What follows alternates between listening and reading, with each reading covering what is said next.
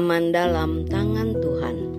Renungan diinspirasi dari Mazmur 31 ayat 20, 21, 24. Kuatkanlah dan teguhkanlah hatimu, hai semua orang yang berharap kepada Tuhan.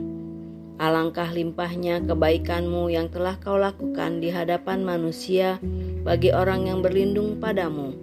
Kuatkanlah dan teguhkanlah hatimu, hai semua orang yang berharap kepada Tuhan.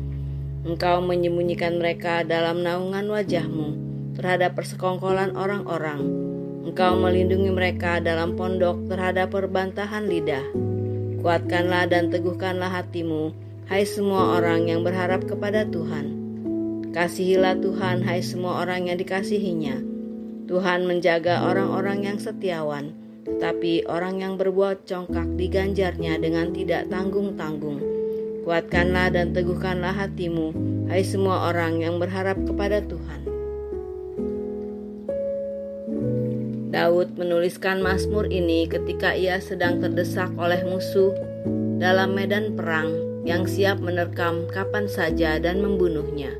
Namun iman Daud memang sangat besar dan teguh akan kasih dan perlindungan Allah kepadanya. Daud tahu bahwa hanya Allah tempat perlindungan terbaik baginya. Tiada manusia yang dapat dia andalkan untuk menolong ataupun melindunginya seperti Allah.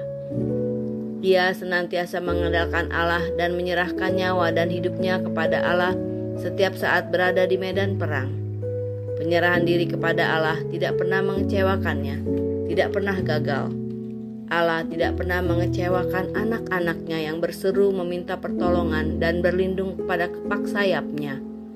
Aku pun teringat akan suatu masa di dalam hidupku saat di negeri ini mengalami kerusuhan hebat di tahun 1998 yang terkenal dengan sebutan kerusuhan 98. Ketika itu aku bekerja di Jakarta yang cukup jauh dari rumahku di Tangerang. Tiap saat situasi di jalan sangat mencekam. Toko-toko dan kantor-kantor dijarah. Waktu itu ada sentimen sara di mana sekawanan massa akan menyerang orang-orang yang melintas di jalan dengan ras tertentu yang berbeda keyakinan dengan mereka.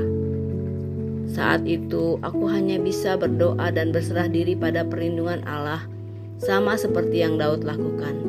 Hatiku dengan penuh iman berseru dan berteriak bahwa kalau aku harus mati sebagai pengikut Kristus, ya sudah, tidak apa-apa. Aku percayakan saja nyawaku dan keluargaku kepada Allah Bapa dan Tuhan Yesus yang adalah pemiliknya. Nyatanya, iman dan penyerahan diri yang kulakukan kepada Allah Bapa dan Tuhan Yesus sungguh dahsyat. Bala tentara surga telah diutus oleh Bapa untuk melindungiku dalam perjalanan dari dan pulang ke rumah. Rumahku pun senantiasa aman. Seperti Daud, penyerahan diriku kepada Allah tidak pernah mengecewakan dan tidak pernah gagal.